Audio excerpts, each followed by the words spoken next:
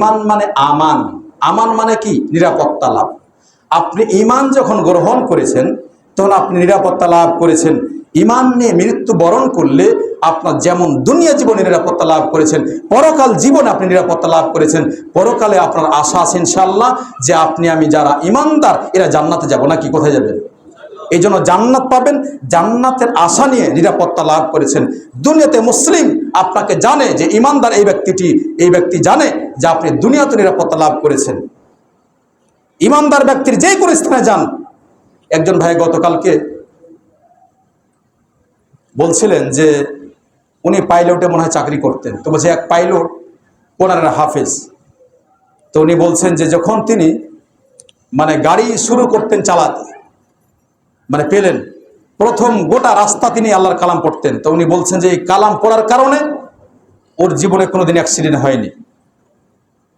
তাহলে আল্লাহর কালাম আপনি পড়তে থাকলেন, আপনার দৃঢ় ঈমান আছে যে আল্লাহর বাণী আমি পড়লে, আল্লাহর কালাম পড়লে, জিকির আজকার করলে আল্লাহ তাআলা আমাকে রক্ষা করবেন, হেফাজত করবেন।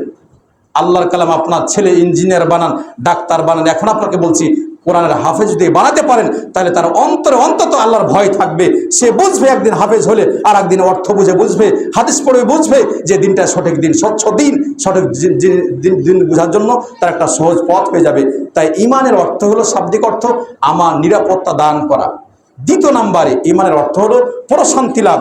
আল্লাযীনা আমানু ওয়া তাতমাইন্না কুলুবুহুম আলা বিযিকরিল্লাহি তাতমাইন্নাল কুলুব।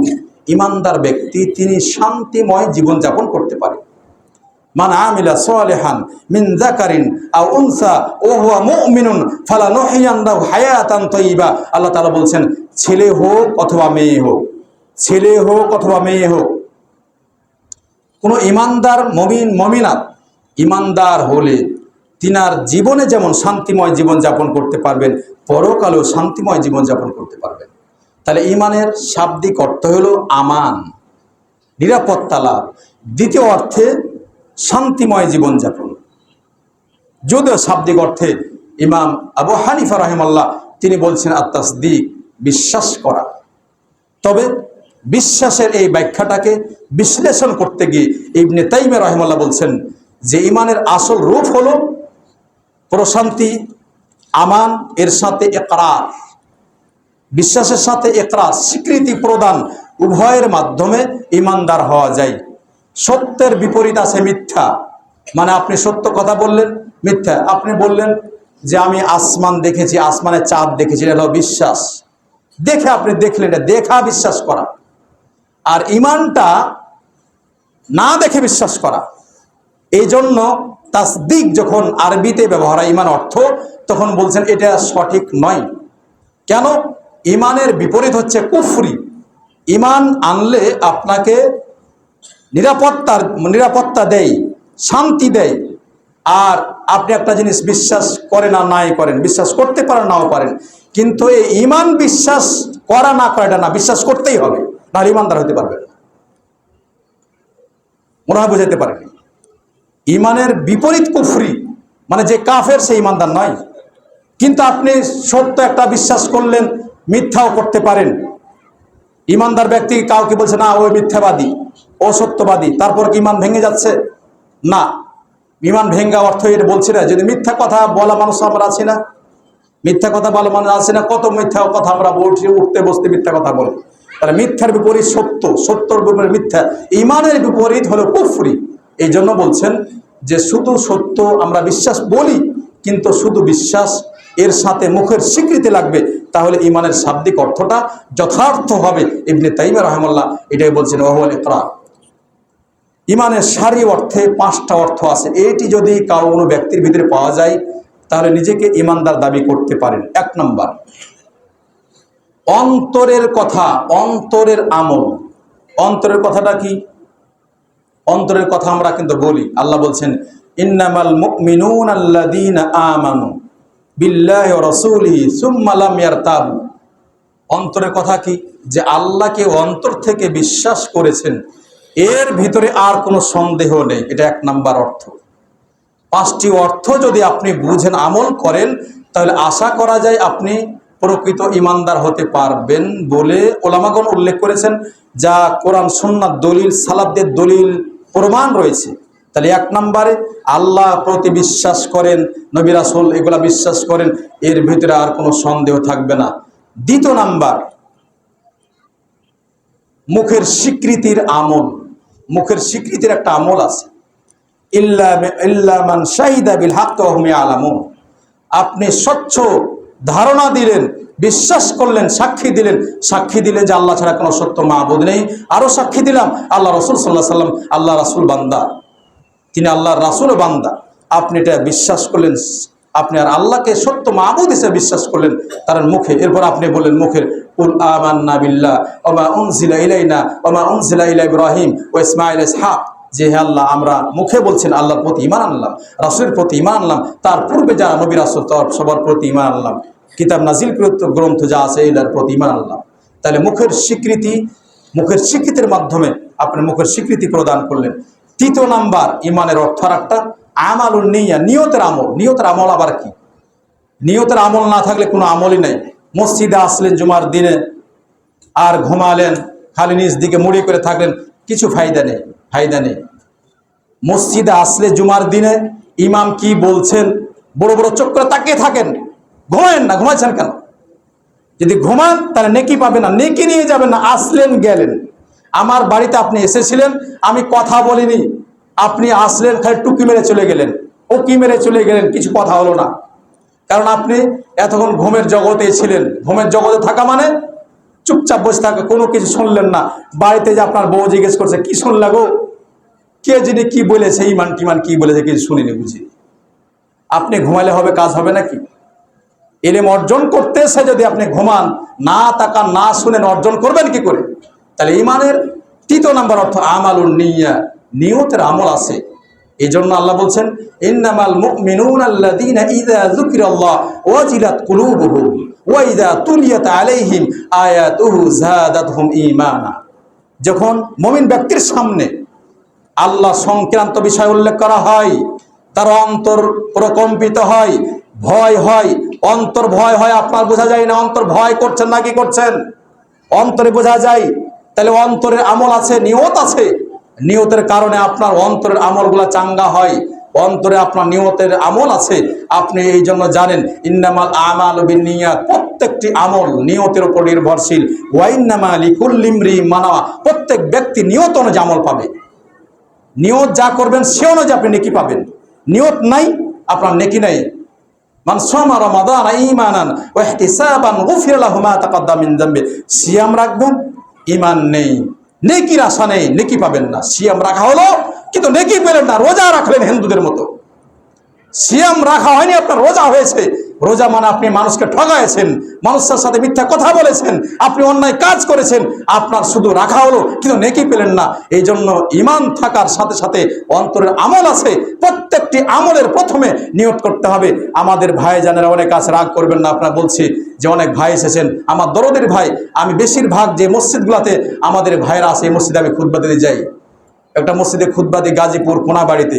সেখানে আমার এই হানাফি ভাইরা যারা বলে যে আমরা মাযহাবে হানাফি, আমার এই ভাইয়েরা আমার সব থেকে মহাব্বতের মানুষ। ওই মসজিদে আমার কারণে মসজিদে ভর্তি হয়ে যায়।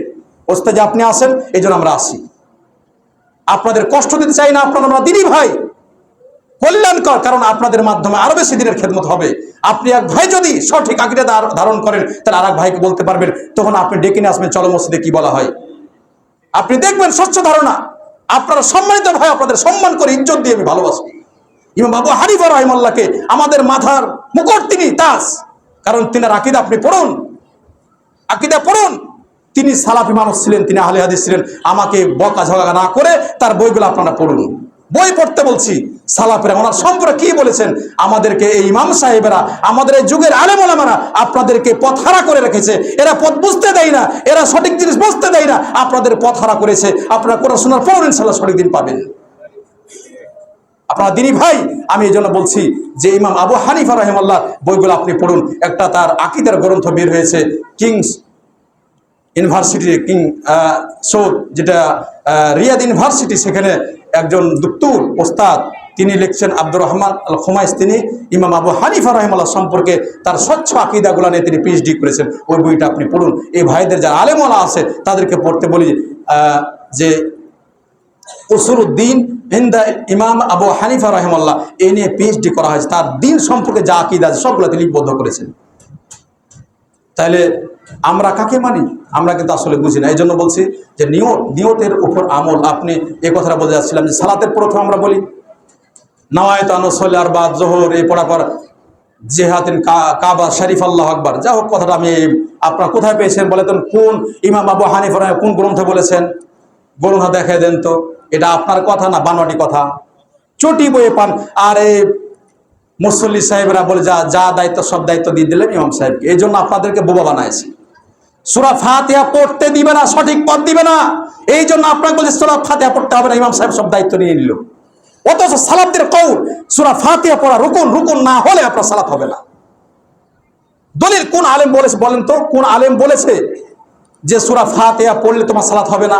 ওনারা বলছেন পড়বেন কি পড়বেন না এই নিয়ে কথা। আপনাকে পড়তে দিবে না, প্রত্যেক অর্থে আপনি বলছেন ইহদিনাস সিরাতাল মুস্তাকিম, হে আল্লাহ আমাকে সরল সঠিক পথ দেখাও। আর ওরা বলছে না, তোমার সরল সঠিক পথ দেখলে আমাদের পকেটগুলো খালি হয়ে যাবে, আমরা অনেক টাকা পাই, আমরা এগুলো করতে দিব না। এই জন্য মিশে যাবেন আপনারা কোরআন সুন্নাহর বাইরে কথা। এই জন্য তারা এখন আপনাদেরকে মুখ বুজে রাখেছে, মুখ কথা বলতে দেয় না। ওরা বলতে চাই যে আপনি বুখারীর কি বুঝবেন, এই মুসলিমের কি বুঝবেন, কোরআনের অর্থ কি বুঝবেন, আপনারা পড়তে দিবে না। তো বাংলা ভাষায় আপনি তর্জমা করলেন কেন? তর্জমা করলেন কেন? বাংলাদেশে যে আলেম ওলামা যারা তর্জমা করেছেন, বড় বড় আলেম ওলামা পণ্ডিত, হানাফি পণ্ডিত তারা যে তর্জমা করেছেন, ওরা কেন করেছেন বলেন তো বাংলা ভাষায়? তাহলে আরবিতে করে রেখে দিতেন না, কোনো বাঙালিকে আর তর্জমা পড়তে হবে না, এ কথা বলতেন। বলে না বুখারী বুঝে না, মুসলিম বুঝে না, পড়তে হবে না। না, আমারও নেই। আপনাকে বলছিলাম নিয়তটা আপনাকে চেঞ্জ করতে হবে, এটাই একটা ইমানের দাবি। 4 নম্বরে মুখের আমল। মুখের আমলটা কি? আল্লাহ বলছেন ইয়া আইয়ুহাল্লাযীনা আমানু যকুরুল্লাহ যিকরান কাসীরা ওয়া সাব্বিহুহু বুকরাতাও ওয়া আসীলা। তোমরা আল্লাহকে বেশি বেশি স্মরণ করো, সকাল সন্ধ্যা জিকির আজকার করো। সকাল সন্ধ্যা আমরা জিকির আজকার করি না? সাইয়্যিদুল ইস্তিগফার আপনি জানেন।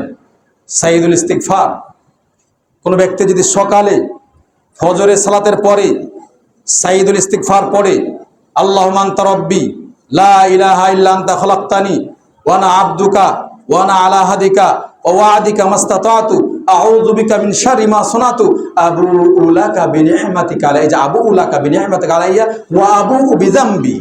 এই সাইয়্যিদুল ইস্তিগফারে আপনি আল্লাহর স্বীকারোক্তি দিলেন, আল্লাহকে রব হিসেবে মানলেন, সত্য মাবুদ হিসেবে মানলেন। এরপর লাস্টে গিয়ে বলছেন বেলা কিছু নিয়ামত সবগুলা স্বীকারোক্তি দিয়ে বলছেন আল্লাহ ওয়া আবুউ বিযামবি, আমার পাপগুলা যে করেছি আমি স্বীকারোক্তি দিচ্ছি, তুমি ছাড়া আর কেউ ক্ষমা করতে পারবে না। আল্লাহকে বলছেন। ওই দোয়াতে কি আছে যে আমাদের বাংলাদেশে যিনি বড় পীর সাহেব আব্দুল কাদের জিলানী নাকি বড় পীর, তিনি নাকি বলেছেন তার ওসিলা দিয়ে ক্ষমা চাও। কোথায় আছে লেখেন তো বলেন তো, কোন জায়গাতে আছে? আমাদের বাংলাদেশের মানুষ শুধু বুঝে ওসিলা আর ওসিলা, ওসিলা আর ওসিলা, ওসিলা। আরে বাবা, ওসিলা অর্থই বুঝে না। ওয়াসিলা অর্থ হলো আল্লাহর নৈকট্য অর্জন করা, সালাতের মাধ্যমে, আমানতদারের মাধ্যমে, সত্য কথার মাধ্যমে, ইমানের মাধ্যমে, রাসূলের প্রতি ইমান, আল্লাহর প্রতি ইমান, নেক আমল, আপনার এসব কাজের মাধ্যমে আল্লাহর নৈকট্য অর্জন করা। বলছে পীরের মাধ্যমে নেক অর্জন করা। কোথায় পেয়েছেন আপনি বলুন তো? কোন হুজুর বলেছে? বলেন যে আচ্ছা হুজুর আপনি যে বললেন যে পীর সাহেবের মাধ্যমে নৈকট্য, কোথায় লেখা আছে দেখান তো, একটা দেখান তো কোথায় আছে। আপনি সাইয়্যিদুল ইস্তিগফার, এত মর্যাদাপূর্ণ ইস্তিগফার নাই, মানে যত ইস্তিগফার আছে সবার নেতাইনি। এই নেতার মাধ্যমে এই দোয়াটা পড়ে আল্লাহকে বলছেন, এই দোয়াটা যদি সকালে পড়েন আর এই মাগরিবের পূর্বে মৃত্যুবরণ করেন, আল্লাহ রাসূল সাল্লাল্লাহু আলাইহি ওয়াসাল্লাম বলছেন তিনি দৃঢ় বিশ্বাসী হয়ে যদি বলে আল্লাহ আমি অন্যায় অপকর্ম করেছি, এই করেছি, এই করেছি, সবগুলা স্বীকারোক্তি দিলাম, আর আপনি যদি মাগরিবের পূর্বে মৃত্যুবরণ করেন আল্লাহ আপনাকে জান্নাত দিয়ে দিবেন। তাহলে মুখের জিকির লা ইলাহা ইল্লাল্লাহ, আফদালু যিকরি লা ইলাহা ইল্লাল্লাহ। আর আমাদের মসজিদগুলোতে বারবার বলছি ভাই রাগ করবে না, দরদি ভাইরা, হু হু হু হু হু হু আল্লাহ আল্লাহ ইল্লাল্লাহ, এলা কি অর্থ বলেন তো? কোথায় আছে বলেন তো? এগুলা কোথায় আছে? কোথায় আপনি পেলেন? আফদালু যিকরি লা ইলাহা ইল্লাল্লাহ, লা ইলাহা ইল্লাল্লাহ, আল্লাহ ছাড়া সত্য মাবুদ নেই। আপনি এই কথাটা বলেন। তাহলে কোথায় আছে পীর সাহেবকে ধরতে হবে, কোথায় আছে পীরের নামে জিকির? ফানাফিল্লা কোথায় আছে? বাকাবিল্লা কোথায় আছে? এই কথা কোথায় আছে আপনি দেখায় দেন। কোথায় পেল এরা? এই আলেম ওলামা এরা কোথায় পেল? নিজেকে আলেম দাবি করছে, এরা আলেম নয়, এরা হলো জালিম। কেন জালেম? যে সঠিক কথা না বলে জালিমি করছে, মানুষের প্রতি জুলুম করছে। আমরা আবু বকর রাদিয়াল্লাহু তাআলা আনহু, আল্লাহ রাসূল সাল্লাল্লাহু আলাইহি ওয়াসাল্লাম বললেন, আল্লাহ রাসূল সাল্লাল্লাহু আলাইহি ওয়াসাল্লাম আমাকে একটা দোয়া শিখিয়ে দিন, যেটা দোয়া করব আল্লাহর কাছে ক্ষমা চাইবো। তিনি বললেন, বলো আল্লাহুম্মা ইন্নী যালামতু নাফসি যুলমান কাসীরা ওয়া লা ইয়াগফিরুয যুনুবা ইল্লা আনতা ফাগফিরলি মাগফিরাতাম মিন ইনদিকা ওয়ারহামনি ইন্নাকা আনতাল গফুরুর রহিম। তিনি বলছেন, হে আল্লাহ, আমি নিজের উপর অনেক জুলুম করেছি, যালামতু নাফসি যুলমান কাসীরা, অনেক জুলুম করেছি, লা ইয়াগফিরুয যুনুবা ইল্লা আনতা, তুমি ছাড়া আর কেউ ক্ষমা করতে পারবে না। কোথায়, কার জন্য আপনি ফানাফিল্লা হলেন? কার সাথে ফানাফিল্লা বলে তারা বলতে চায়, কুফরি আকীদা নিয়ে বলতে চায় যে এই মুহাম্মদ যখন আসমানে ছিল সে আল্লাহ ছিল, এই মুহাম্মদ আবার দুনিয়াতে এসেছে, এই হলো এখন মুহাম্মদ হয়েছে। আমাদের মাঝে কাদেরী নামে একটা গ্রুপ আছে, এরা এই মৃত্যু এক সময় তারা সিরাতুন নবী বলে তারা উদযাপন করতে যায়, বলে যে হায়াতুন নবী জিন্দাবাদ, হায়াতুন নবী জিন্দাবাদ, পাল্লা চিল্লা পাল্লা করে, আর আল্লাহ রাসূল সাল্লাল্লাহু আলাইহি ওয়াসাল্লাম উপর মিথ্যা আরোপ করে। এই জন্য মুখের স্বীকৃতি প্রদান, জিকির আজকার, কোরআন তেলাওয়াত যা মুখের আছে সবগুলা এর মাধ্যমে ইমানদার হওয়া যায়। 5 নম্বরে ইমানদার হওয়ার 5 নম্বর যেটি কারণ, সেটা হলো অঙ্গ প্রত্যঙ্গের মাধ্যমে আমল করতে হবে। আমল ছাড়া কেউ যাবে? শুধু একদিন ওই মাজারে গেলেন আর একদিন ওর স্বরূপ বলছে পালন করলেন আর মনে করছে জান্নাত চলে যাবে, তো সহজ। শিরকি কাজ করে কেউ জান্নাত যেতে পারে? কোরআন হাদিস আপনি পড়ুন, সূরা ফাতিহা থেকে নাস পর্যন্ত সবগুলো আকীদার কথা বলা হয়েছে। যে আকীদা বুঝে না, এই বলে কোরআন হাদিসে কোথাও আকীদা নেই। এই ঈমান অর্থ কি? ও আকীদা কোনোদিন পড়েনি বেটা, এই জন্য বলছে কোরআন হাদিসে কোথাও আকীদা নেই। আকীদা ছাড়া কোনো ঈমানই নেই। আরে বাবা, আকীদা ছাড়া কোনো ঈমানই নেই, আর বলছে আকীদার কোনো কথা নেই। কোথায় পেলে ওগুলা? কোথায় পড়েছে তারা? পড়াশোনা কোথায় করেছে? আকীদার কথা নেই।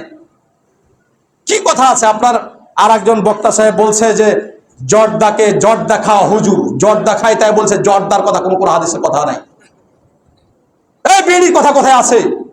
বিড়ি খায় না, কোথায় আছে বিড়ির কথা? জর্দাখোর তাই বলছে জর্দা কোরআন হাদিসে নেই, এর দলিল নেই, বিধায় এটা হালাল। মানে ও বুঝাচ্ছে হারাম জিনিসকে হালাল করতে যাচ্ছেন এই যুক্তি দিয়ে। কিয়ামতের দিন আল্লাহর কাছে জবাব দেওয়ার জন্য আপনি রেডি হয়ে থাকেন। ইমাম ওয়াকি বলছেন, হাদিস, কোরআন, সুন্নাহ, হাদিস আল্লাহ রাসূল সাল্লাল্লাহু আলাইহি ওয়াসাল্লাম হাদিস যেটা যেইভাবে এসেছে ঠিক সেইভাবে না বললে হলো বেদাতি, ও হলো বেদাতি। কোরআন সুন্নাহর একটা সালাফদের ব্যাখ্যা আছে, এই ব্যাখ্যা যদি আপনি সঠিক ধারণা মানুষকে না দেন তাহলে আপনাকে বেদাতি বলা হয়েছে। আমি নয়, ইমাম ওয়াকিকে জিজ্ঞেস করেন, যান। ইমাম ওয়াকি হলেন ইমাম শাফিঈর ওস্তাদ, জিজ্ঞেস করেন, যান, তারা জিজ্ঞেস করেন যে কেন তুমি বললে এই কথাটা? হাদিস এসেছে এইভাবে, আর আপনার নিজের মন গড়া ব্যাখ্যা করছেন। নাউজুবিল্লাহ, আল্লাহকে ভয় করুন, যেখানে থাকে ভয় করুন, না হলে পরকাল নাজাত পাওয়া যাবে না। সঠিক স্বচ্ছ জিনিস মানুষের মাঝে পৌঁছে দেন। তাই হলো অঙ্গ প্রত্যঙ্গের মাধ্যমে, আমলের মাধ্যমে বাস্তবায়ন করলে ইমানদার হওয়া যায়। ইয়া আইয়ুহাল্লাযীনা আমানু রুকউ ওয়াসজুদু ওয়া'বুদু রাব্বাকুম ওয়াফআলুল খায়রা লাআল্লাকুম তুফলিহুন। ইমানদারকে আল্লাহ বলছেন, ইমানদারগণ তোমরা ওয়াসজুদু ওয়া'বুদু, ওয়ারকাউ ওয়াসজুদু, রুকু করো, সিজদা করো, ওয়া'বুদু তোমার প্রতিপালকের উদ্দেশ্যে ইবাদত করো, তাহলেই তোমরা সফলকাম হবে। আর আপনি বলছেন না কবরে গিয়ে সিজদা ঠুকলেই হয়ে যাবে, ওখানে পীর মানলেই জান্নাত পাওয়া যাবে। জান্নাত পাওয়ারে এত সহজ নয়। যদি পীর সাহেব জান্নাত দিতে পারত তাহলে মালাকুল মাউতকে বললেন না কেন, যাই আমি আরো যেন কিছুদিন বাঁচবো, রাখো হলো লেন, বলেন পীর সাহেবকে, বলেন, যায় বলেন তোমার এত পাওয়ার, তুমি নাকি পরকালে পার করে দিবে, তো আল্লাহকে বলে একটু তুমি ক্ষমা চেয়ে দাও যে না আমার কিছুদিন আরো বাঁচায় রাখো, আমি মরতে চাই না। বলেন, যান বলেন পীর সাহেবকে, বলেন। স্বচ্ছ ইমান। আপনাকে বলছিলাম ইমানটাকে 5টা বাক্য যদি আপনার ভিতরে থাকে প্রকৃত ইমানদার হতে পারবেন। অন্তরের কথা বললাম, অন্তরের আমল, এরপরে মুখের স্বীকৃতির মাধ্যমে, এরপরে নিয়তের আমল, আবার মুখের আমল আছে যে আমলের কথা বললাম, লাস্টে গিয়ে বললাম যে অঙ্গ প্রত্যঙ্গের মাধ্যমে আমল। এই 5টি বিষয় আপনার থাকা লাগবে। লাস্টে হলো ইমাম আহমদ বিন হাম্বল ইমানের সংজ্ঞায় বলছেন, আল ঈমানু কওলুন ওয়া ফি'ল, আল ঈমানু কওলুন ওয়া আমালুন ইয়াজিদু ওয়া ইয়ানকুসু। ঈমান কথা এবং আমলের দ্বারা ঈমান হয়, আর ঈমান বৃদ্ধি হয় আর কমে। তাহলে তাসদীক বিল কলব, অন্তরে বিশ্বাসের মাধ্যমে ঈমান, ওয়াল আমালু বিল জাওয়ারিহ, না ওয়া ইকরার বিল লিসান, মুখের স্বীকৃতির মাধ্যমে ঈমান। ওয়াল আমালু বিল জাওয়ারিহ, আনুগত্যের মাধ্যমে ঈমান, ইয়াজিদু বিত-তাআ ওয়া ইয়ানকুসু বিল মাসিয়াহ, আনুগত্যের করলে ঈমান বাড়ে, পাপ করলে ঈমান কমে যায়। তাহলে ঈমানের সংজ্ঞা এই ক্ষেত্রে সালাফগণ এই বিষয়ে কমা যে অন্তর্বিশ্বাস, মুখের স্বীকৃতি, অঙ্গ প্রত্যঙ্গের মাধ্যমে আমল এবং আপনার আনুগত্যের মাধ্যমে ঈমান বাড়ে, পাপের মাধ্যমে ঈমান কমে। যদিও ইমাম আবু হানিফা রাহিমাহুল্লাহ সম্পর্কে বলা হয়েছে তিনি অন্তর্বিশ্বাস আর মুখের তাসদীক বিল কলব ওয়া ইতিকাদু বিল লিসান, এটাকে তিনি ঈমান বলেছেন। কিন্তু ওলামাগণকে জিজ্ঞেস করা হয়েছে যে ইমাম আবু হানিফা রাহিমাহুল্লাহ যে বাক্য বলেছেন, তো তিনি বলছেন যে তিনি তো আমল করেন, তিনি তো সবথেকে বেশি আমলদার মানুষ ছিলেন, তাতে প্রমাণ করে গেছেন যে ঈমান অন্তর্বিশ্বাস, মুখের স্বীকৃতি, আমল করতে হবে, আমল না করলে ঈমান বাড়বে না, পাপ কাজের মাধ্যমে ঈমান কমে যায়। ইমাম হুসাইন আজুররি তিনি বলছেন যে অন্তর্বিশ্বাস, মুখের স্বীকৃতি, অঙ্গ প্রত্যঙ্গের মাধ্যমে আমল এবং পাপের মাধ্যমে আনুগত্যের মাধ্যমে ঈমান বাড়ে, পাপের মাধ্যমে ঈমান কমে যায়। তারপরে তিনি বলছেন যে ঈমানদার, প্রকৃত ঈমানদার বুঝতে হলে অন্তরে বিশ্বাসটা কিভাবে বুঝবে? যখন অন্তরে বিশ্বাস করেছো, এরপরে মুখের স্বীকৃতি দিয়েছো, তখন বোঝা যাবে তুমি ঈমানদার। আর অন্তরে বিশ্বাস, মুখের স্বীকৃতি এর সাথে যখন তুমি বাস্তবায়ন করবে, অঙ্গ প্রত্যঙ্গের মাধ্যমে আমল দ্বারা বুঝিয়ে দিবে, তখনই তোমাকে বোঝা যাবে তুমি প্রকৃত ঈমানদার। যা আপনি বললেন আল্লাহ আছে, যা বিশ্বাস করলেন কিন্তু মুখের স্বীকৃতি দিলেন না, তাহলে ঈমানদার হতে পারলেন না, অমুসলিম হয়ে আছেন। মুখের স্বীকৃতি যখন দিলেন যে আশহাদু আল্লা ইলাহা ইল্লাল্লাহ ওয়া আশহাদু আন্না মুহাম্মাদান আবদুহু ওয়া রাসূলুহু, আপনি যখন কথা বললেন, মুসলমান হলেন, তখন আপনি প্রমাণ করলেন আমি মুসলিম। বিধায় ঈমানদার হতে হলে 5 ওয়াক্ত সালাত, হজ, যাকাত, সিয়াম যা আছে ইবাদত বন্দেগী যখন আপনি করলেন এবং বিশ্বাস করলেন যে আনুগত্যের মাধ্যমে ঈমান বাড়ে, পাপের মাধ্যমে ঈমান কমে যায়, তখন আপনি বিশ্বাস করলেন, এখন আপনি প্রকৃত ঈমানদার হতে পারবেন, যা ওলামাগণ বলছেন। তাই আপনাদের যে বিষয়টি বলছিলাম, আবু হুরায়রা বলছেন আল্লাহ রাসূল সাল্লাল্লাহু আলাইহি ওয়াসাল্লাম বলেন, এই একটি হাদিসের মাধ্যমে ঈমানের ব্যাখ্যাগুলো বোঝানো হয়েছে যে আল ঈমানু বিদউন সিত্তুন আও সাবউনা শুবা ফাফদালুহা কাউলু লা ইলাহা ইল্লাল্লাহ। ঈমানের 60 অথবা 70 এর অধিক শাখা প্রশাখা রয়েছে। শাখা প্রশাখা নিয়ে একটা বই লিখেছেন ইমাম বাইহাকী রাহিমাহুল্লাহ, আল জামি' লিশুআবিল ঈমান, আল জামি' লিশুআবিল ঈমান। এই বইটির সংক্ষিপ্ত রূপায়িত আমি নিয়ে এসেছি, কিন্তু বইটি নিয়ে আসা হয়নি। আমার একটা কোরআন সুন্নাহর আলোকে ঈমান বই বের হয়েছে, প্রায় 300 পেজের বইটি। সেখানে ইমাম বাইহাকী রাহিমাহুল্লাহ 75টি 76টি ঈমানের শাখা নিয়ে এসেছেন। ওই বইয়ে 75টি 76টি শাখা আমি নিয়ে এসেছি আলহামদুলিল্লাহ। এর সাথে ঈমানের বিষয়গুলো উল্লেখ করা হয়েছে। তো যা হোক, তিনি 76টি শাখা নিয়ে এসেছেন তার গ্রন্থে, বা 10-12 খণ্ডের এই গ্রন্থে তিনি এই শাখাগুলো নিয়ে এসেছেন, এরকম মোটামোটা গ্রন্থ। তার মানে ওনারা অনেক ব্যাখ্যা করেছেন। তাহলে 76টি তিনি শাখা নিয়ে এসেছেন। তা আল্লাহ রাসূল সাল্লাল্লাহু আলাইহি ওয়াসাল্লাম হাদিসের ভাষায় যে 60 অথবা 70-এর অধিক, তাহলে এর একটু বেশি এই যে শাখা প্রশাখাগুলো নিয়ে এসেছেন, তার ভিতরে আফদালুহা কাউলু লা ইলাহা ইল্লাল্লাহ, সর্বোৎকৃষ্ট ঈমানের শাখা হলো যে আল্লাহ ছাড়া কোনো সত্য মাবুদ নেই, এই জিকিরটি করা, লা ইলাহা ইল্লাল্লাহ, এটা হলো জিকির, আফজালুল জিকির। আর সর্বোৎকৃষ্ট শাখা, ঈমানের শাখা যত আছে তার ভিতরে উৎকৃষ্ট শাখা কেন? যে এই শাখাকে কেউ বিশ্বাস না করলে, মুখে স্বীকৃতি না দিলে ঈমানদার হতে পারবে না। হজ যে আসছে, হজ করবেন, সেখানে কি বলবেন? লাব্বাইক আল্লাহুম্মা লাব্বাইক, লাব্বাইক লা শারীকা লাক লাব্বাইক। এই অর্থটা আপনি করছেন, আল্লাহ আমি উপস্থিত উপস্থিত উপস্থিত, তোমার জন্য উপস্থিত, লা শারীকা লাক, তোমার কোনো শরীক নেই। এই জন্য বলছেন আফজালুল যিকরি লা ইলাহা ইল্লাল্লাহ, সত্য মাবুদ আল্লাহ ছাড়া কোনো সত্য মাবুদ নেই। যতগুলা পীর ভাস্কর্য সবগুলা বাতিল। এই জন্য সত্য মাবুদ, যালিকা বিআন্নাল্লাহা হুয়াল হক ওয়া আন্নামা ইয়াদউনা মিন দুনিহি হুয়াল বাতিল ওয়া আন্নাল্লাহুল আলিয়্যুল কাবীর। আল্লাহ সত্য মাবুদ, আর যত মাজার আর পীর যা যে দাবি করে সবগুলা বাতিল। হিন্দুদের মাজার আছে, হিন্দুদের পূজা আছে, আর অন্য মুসলিমদের যত আছে সবগুলো বাতিল। সত্য মাবুদ একজনই, সত্য মাবুদ তিনি আল্লাহ। এজন্য আপনারা বলছিলাম যে ঈমানের শাখা, তাহলে এটা কি কওল, মুখের স্বীকৃতি প্রদান কিন্তু হলো।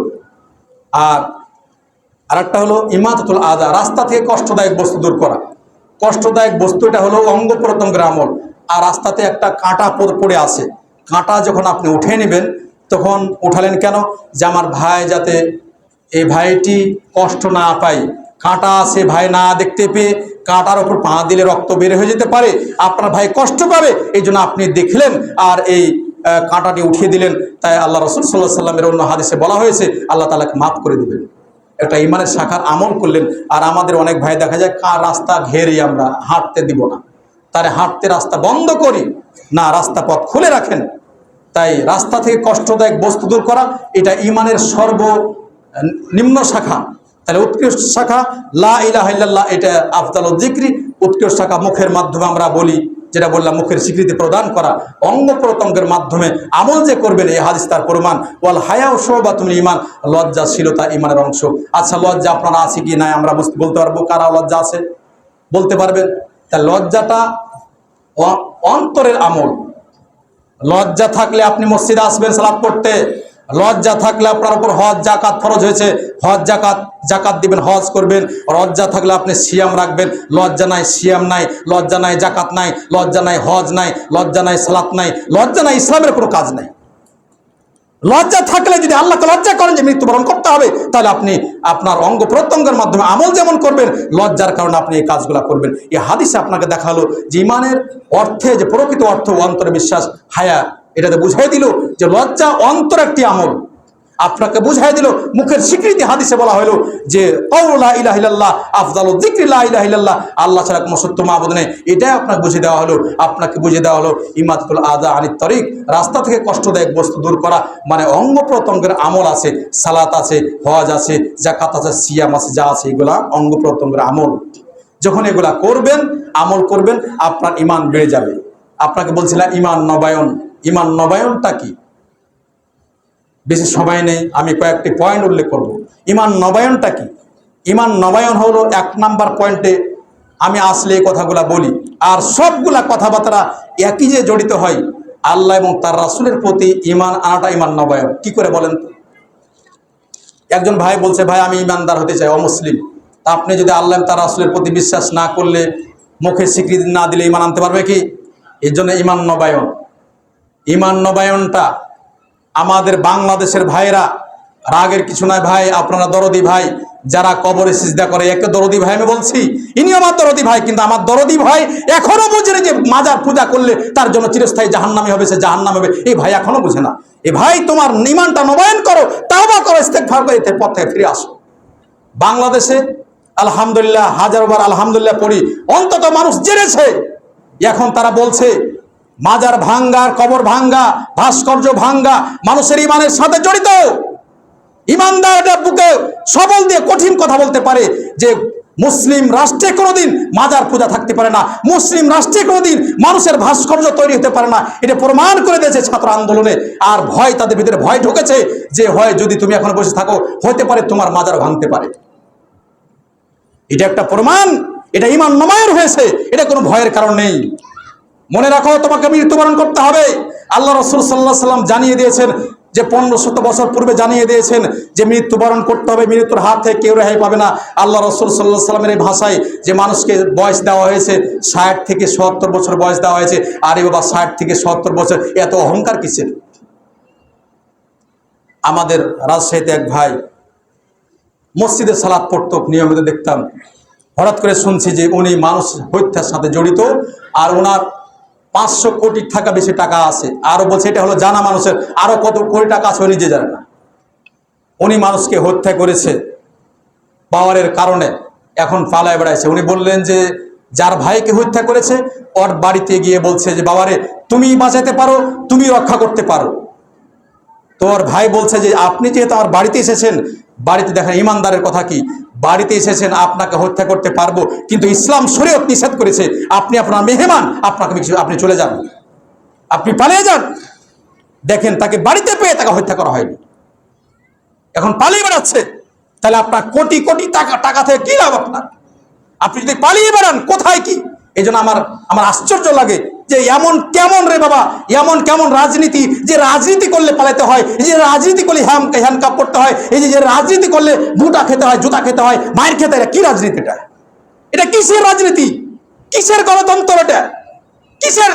মানুষের এ অন্যায় কাজের কারণে এগুলা মানুষ অন্যায় কাজ করতে করতে এমন নিচু নেমেছে যে মানুষের টাকা পয়সা গাড়ি বাড়ি সব লুণ্ঠন করে এখন আল্লাহর পক্ষ থেকে লাঞ্ছনার গঞ্জন নেমে আসছে।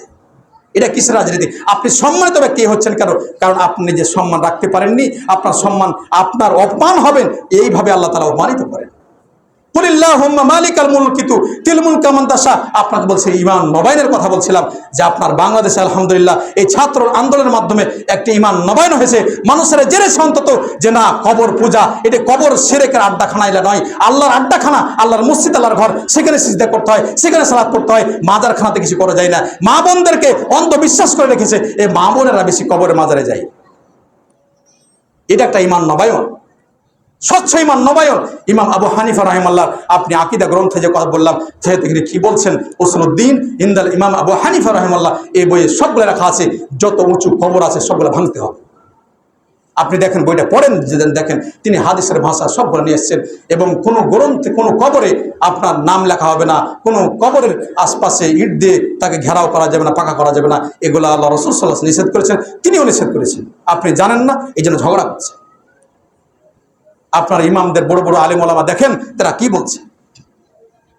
তাহলে ঈমান নবায়ন এইভাবে আল্লাহ যেন আমাদের করা তৌফিক দান করেন। তাই বললাম, আল্লাহ এবং তার রাসূলের প্রতি ঈমান আনা, যারা এখনো কবর নিয়ে ব্যস্ত আছেন, তাওবা করে ইস্তেগফার না করলে, আল্লাহর ভাষা শুনুন, আল্লাহ বলছেন যে ইন্নাহু মান ইউশরিক বিল্লাহ ফাকাদ হারামাল্লাহু আলাইহি জান্নাহ। যে ব্যক্তি আল্লাহর সাথে অন্য কাউকে অংশ স্থাপন করবে, আল্লাহ তাআলা তার জন্য জান্নাত হারাম করে দিবেন। যারা যারা কবরের সাথে জড়িত আছেন, মাজারের সাথে, টাকা দেন, খাসি দেন, জবাই করেন, ভয় করেন, যাই করেন, সবগুলা শিরকের আড্ডা। যারা এখন দেশের নেতৃত্ব দিচ্ছেন, আপনারা খবরদার কবরে গিয়ে ফুল দিয়েন না। এই কাজটা ত্যাগ করুন, এই কাজটা ত্যাগ করুন। বাইরে দুনিয়ার কারণে ঈমান চোরা হয়েন না, ঈমান হারালে সব হারায় গেল। যার ঈমান নেই, ও এত হতভাগ্য, এর কিছুই নেই। যার ঈমান নেই, এর কিছুই নেই, এর কোনো মূল্যই নেই। ঈমান যার নেই, তার কোনো মূল্যই নেই। মৃত্যুবরণ করবেন না। অনেক মানুষ দেখেছি, যখন যুবক বয়স, অনেক কিছু, ছেলেকে এই করবো সেই করবো, যখন মৃত্যু বরণ করার সময় আসে, বলছেন না, আমার ছেলেটা যদি হাফেজ বানাতাম, আলেম বানাতাম, কোরআন হাদিস পড়াতাম, সালাত পড়াতাম, কতই না ভালো হতো। আজকে তো আমার ছেলে আমার কথা শুনে না, আমার জন্য দোয়া করে না, আমার জন্য ভালো কিছু চাই না, আমার ছেলে আমার পাশে নেই। হাই হতাশ করে কোনো ফায়দা নেই। আপনি চেয়েছিলেন তাই হয়েছে, চেয়েছিলেন তাই হয়েছে। কোরআন সুন্নাহ জানা মানুষ, যারা কোরআন সুন্নাহ জানে, মানুষকে স্বচ্ছ আকীদা দান করেন, এদের খবরদার নাকচ করবেন না। মানুষকে আপনার সন্তান সন্ততিকে কোরআন সুন্নাহর বাণী বোঝান, দেখেন, আল্লাহ আপনার কল্যাণ দান করবেন। তৃতীয় নম্বরে, আমল যা করবেন রাসূল সাল্লাল্লাহু আলাইহি ওয়াসাল্লামের অনুসরণের মাধ্যমে আমল করলে আপনার ঈমান নবায়ন হবে। পচা সরা গজা বাপ দাদা ধর্ম দিয়ে কোনোদিন ঈমান নবায়ন হবে না। বলেন আমার বাবা করেছে, আমার ইমাম সাহেব করেছে, আমার অমুক করেছে। যদি তাই বলেন, আল্লাহ রাসূল সাল্লাল্লাহু আলাইহি ওয়াসাল্লাম চাচা তো করেছিল, তাকে বলেছে তুমি বলো, ইয়া আম্মি কুল লা ইলাহা ইল্লাল্লাহ, হে আমার প্রিয় চাচা বলো, আল্লাহ ছাড়া কোনো সত্য মাবুদ নেই, কথা বলো। কিন্তু তিনি দেখছেন আবু জাহেল বসা, উতবা বসা, সাইবা বসা, এরা আশপাশে বসে আছে, ওনারা তাকাচ্ছেন, কি বা বলছে। তখন তিনি বললেন যে মিল্লাতা আব্দুল মুত্তালিব, তুমি কি তোমার আর ধর্ম থেকে বাপদার ধর্ম ত্যাগ করছো নাকি? তিনি লাস্টে গিয়ে বলেন, না, আমার বাপদার ধর্মে আমি গেলাম। বাপদাদা ধর্ম যদি মানতে যান, তার নিশ্চিত আপনার ঈমান নবায়ন হবে না। আপনি জানছেন কোরআন সুন্নাহ সালাফদের কল জানেন, ওটা ত্যাগ করেন, এটা আপনার ঈমান নবায়ন। তাই আল্লাহ রাসূল সাল্লাল্লাহু আলাইহি ওয়াসাল্লামের অনুসরণের মাধ্যমে আমল করলে আপনার ঈমান নবায়ন হবে, নচেত পচা সরা গজা এইভাবে থেকে যাবে, কোনো ফায়দা নেই। কোরআন সুন্নাহ আপনার কাছে প্রমাণিত, লিখিত, সবগুলা লিপিবদ্ধ আছে। ইমামদের জীবনে আপনি পড়ুন, তাদের আকীদা পড়ুন। ইমাম আবু হানিফা, ইমাম মালিক, ইমাম শাফি, ইমাম আহমদ বিন হাম্বল, আরও বড় বড় পণ্ডিত যারা চলে গেছেন, তাদের আপনি জীবনে পড়ুন, তাদের বইগুলা পড়ুন, সঠিক বিষয়গুলা কি লিখেছেন, চারজন ইমামের আকীদা আছে, আপনি পড়ুন, দেখবেন যে স্বচ্ছ ধারণা কি দিয়ে গেছেন, তাদের আমলগুলা কি ছিল। আপনার ইনশাআল্লাহ ঈমান নবায়ন হবে। যা করেছেন তাওবা ইস্তেগফার করে আপনি এই পথে আসেন, তাহলে আপনার ঈমান নবায়ন হবেই হবে ইনশাআল্লাহ। 4 নম্বরে, আপনার কল্যাণকর ইলম অর্জন করার চেষ্টা করুন। ইন্না, আল্লাহ বলছেন হাল ইয়াস্তাবিল্লাযিনা ইয়ালামুন ওয়াল্লাযিনা লা ইয়ালামুন, যারা ইলম অর্জন করে, যারা জানে আর যারা জানে না, এরা সমান হতে পারে না। আল্লাহ বলছেন ইন্নামা ইয়াখশাল্লাহা মিন ইবাদিহিল উলামা, যারা প্রকৃত আলেম এরাই আল্লাহকে ভয় করে। তলাবুল ইলমি ফারিজাতুন আলা কুল্লি মুসলিম, যারা মুসলমান ব্যক্তি, প্রত্যেক মুসলমানের উপর কল্যাণকর ইলম অর্জন করা ফরজ। মা বোন কি নাই? মা বোন কি বাদ?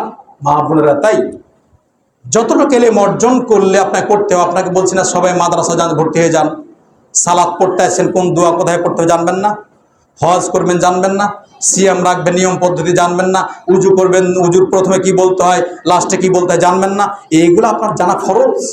মা বোনের হায়েজ নেফাস আছে, ঋতু আছে, এগুলা ইস্তেহাদা আছে, এগুলা তাদের জানতে হবে, তাদের উজু করে জানতে হবে, তাদের কি করলে ইসলাম শরীয়ত তাদেরকে জানতে হবে, তারা সালাত ইবাদতবন্দি কিভাবে করবে, প্রত্যেকটা ব্যক্তির উপর যা আপনার যেগুলা ইবাদতবন্দি আছে জানা সবার উপর ফরজ। আপনাকে মাদ্রাসায় যেতে হবে, এটি আমি বলছি না, আপনাকে ইসলাম শরীয়ত সম্পর্কে আপনার যে আমল করছেন এটি সম্পর্কে জানতে হবে। নচেত এক ভাইকে দেখলাম মুরব্বী বাপজান বলছে যে বাবারে হজ করতে এসেছি বাংলাদেশ থেকে, কিন্তু কাবা ঘর কোনটা দেখলাম না। আমি হলে কেমন হজ হলো বাবা? বলছে বাপ দেখলাম না, কই কাবা ঘর? তা আমি আর কি বুঝবো, হজ করে শেষ করে দিয়েছেন। মনে হলো যে আমার এই বাপ মনে হয় হুইল চেয়ারগুলো আছে ঘুরাইছে, হয়তো তিনি লক্ষ্য করেননি, এটা হইতে পারে। হজ করেন ঘুরাইছেন কিন্তু কাবা ঘর দেখলেন না, না তো এরকম হয়ে যাবে। ইবাদত করলাম কিন্তু কিছু লজ্জা পেলাম না, কিছুই পেলাম না, হলো এটা হলো ইবাদত? এই জন্য ইলম অর্জন করেন, ইলমের অর্জনের মাধ্যমে ঈমান নবায়ন করা যায়। ইলম অর্জন থাকলে আপনি আর গোঁড়া হয়ে থাকবেন না। ইলম অর্জন হলে আপনাকে বলা লাগবে না অমুক হুজুর কি বলেছে। আর আপনি নিজে দেখছেন বুখারীতে হাদিসটা আছে, মুসলিম এটা আছে, তিরমিজি আছে, আবু দাউদ আছে, নাসাই আছে, ইমাম আহমদ বিন হাম্বলের গ্রন্থ এসেছে, ইমাম আবু হানিফা এটা বলছে, এই স্বচ্ছ কওলগুলো বলছে, আর হুজুর এটা বলছে না, হুজুরের কথা নিব না, কোরআন হাদিস যা তাই আমি নিব। আমি তো অন্ধ না। অন্ধ নাকি আপনি? অন্ধ তো না। আপনি সেটা পড়ছেন, আপনি দেখেন, ইনশাআল্লাহ আপনার জন্য কল্যাণ হবে। বাড়িতে কোরআন তেলাওয়াত করুন। বাড়িতে কোরআন তেলাওয়াত করলে আপনার ঈমান নবায়ন হবে। ফরজ সালাত জামাতে পড়ুন, মা বোন আপনি ফরজ সালাত সময় মতো পড়ুন। আপনার মেয়ে আছে এদেরকে নিয়ে সকালে কোরআন তেলাওয়াত করুন। আপনি বাপ বাড়িতে এই মসজিদে এসে সালাত পড়েছেন, বাড়িতে গিয়ে কোরআন তেলাওয়াত করুন। এর মাধ্যমে আপনার ঈমান নবায়ন হবে। আপনি জানেন, আবু হুরায়রা বলছেন রাসূলুল্লাহ সাল্লাল্লাহু আলাইহি সাল্লাম বলেন, যে বাড়িতে সূরা বাকারা পড়া হয় এই বাড়ি থেকে শয়তান পলায়ন করে। আর আপনি বলছেন আমার মেয়েকে জিনে ধরেছে, ভূতে ধরেছে, এই ধরেছে, ওর জিকির সকাল আকার কোনো জিকির আজকার নাই, কোরআন তেলাওয়াত নাই, ভালো কথা নাই, খালি গান বাজনা বাড়িতে বসে থাকতে, তো জিন ভূত কি করবে? জিন থাকবে না তো কি থাকবে আপনার সাথে? আপনার সাথে জিন এরাই তো খাবে আপনার সাথে, আপনাকে প্রদর্শন করবে। আপনার বাড়িতে কোরআন তেলাওয়াত করুন। কোরআন তেলাওয়াত করলে ঈমান নবায়ন হবে। কোরআন তেলাওয়াত করলে বাড়িতে বরকত পাবেন। আপনি ফরজ সালাত মসজিদে পড়ছেন, বাড়িতে গিয়ে আপনি কিছু সালাত প্র্যাকটিস করুন, যেগুলা সুন্নাত নফল সালাত আছে, বাড়িতে নিয়মিত পড়ুন। তাহলে দেখবেন আপনার বাড়িতে বরকত আসবে, কল্যাণ আসবে। আল্লাহর কাছে দোয়া করি আল্লাহ যেন আমাদের তৌফিক দান করেন। কোরআন তেলাওয়াতের মাধ্যমে আপনার আল্লাহ তাআলা বলছেন, আফালা ইয়াতাদাব্বারুনা কুরআন আম আলা কুলুবিন আকফালুহা। তারা কি কোরআন গবেষণা করে না, না পড়ে না, না তারা বোঝে না, তাদের অন্তরে কি তালাবদ্ধ? না, অন্তরে তালাবদ্ধ নয়। আমরা কোরআন তেলাওয়াত করি, জিকির আজকার করি। আর অনেক সময় অনেকগুলা পয়েন্ট ছিল, আমার সময় হয়তো বলতে পারলাম না, সময় কোনদিন পেলে ইনশাআল্লাহ বলবো। আল্লাহর কাছে দোয়া করি আল্লাহ যেন আমাদের বোঝার মানা তৌফিক দান করেন। আপনার লাস্টে কথাটি বলবো যে খবরদার, বাপ দাদার দোহাই যদি দেন তাহলে আদৌ ঈমান নবায়ন হবে না। শিরকি বিদআতি আমল করে আদৌ ঈমান নবায়ন হবে না। আপনি এই বিষয়গুলো পড়ুন, কোরআন সুন্নাহ পড়ুন, দেখুন, ইনশাআল্লাহ স্বচ্ছ ধারণা পাবেন। আমাদের দিনী দরদি ভাই বোন যারা এসেছেন সবার জন্য দোয়া করি আল্লাহ যেন আমাদের সঠিক বুঝগুলা কোরআন সুন্নাহর বুঝ দান করেন, আমরা বুঝতে পারি। রাগ নয়, কোরআন সুন্নাহ পথেই আপনারা আমার জন্য কল্যাণ। ওয়া আন্না হাযা সিরাতী মুস্তাকিমান ফাত্তাবিউ, এটাই সরল সঠিক পথ। আল্লাহ বলছেন এই সরল সঠিক পথ চললে সোজা জান্নাত চলে গেছে। জান্নাতের পথ সোজা, টেढ़ा বাঁকা পথ নয়। জান্নাতের পথ সোজা চলে গেছে। জান্নাতের পথ পেতে হলে কোরআন সুন্নাহর পথে আসতে হবে। মা ফারাতনা ফিল কিতাবি মিন শাই, কোরআন সুন্নাহতে কিছুই ত্যাগ করা হয়নি, সবগুলা লিপিবদ্ধ করা হয়েছে। আমাদের বুঝের অভাব, আল্লাহ যেন আমাদেরকে সঠিক বুঝ দান করেন। আল্লাহ ফাকহিহুদ দ্বীন ওয়া আল্লাহু তাবিল, আল্লাহ দিন সম্পর্কে স্বচ্ছ ধারণা নেওয়ার আমার তৌফিক দান করো। সঠিক কোনটা ব্যাখ্যা তুমি বুঝার তৌফিক দান করো। ওয়া আখিরু দাওয়ানা আলহামদুলিল্লাহি রাব্বিল আলামিন।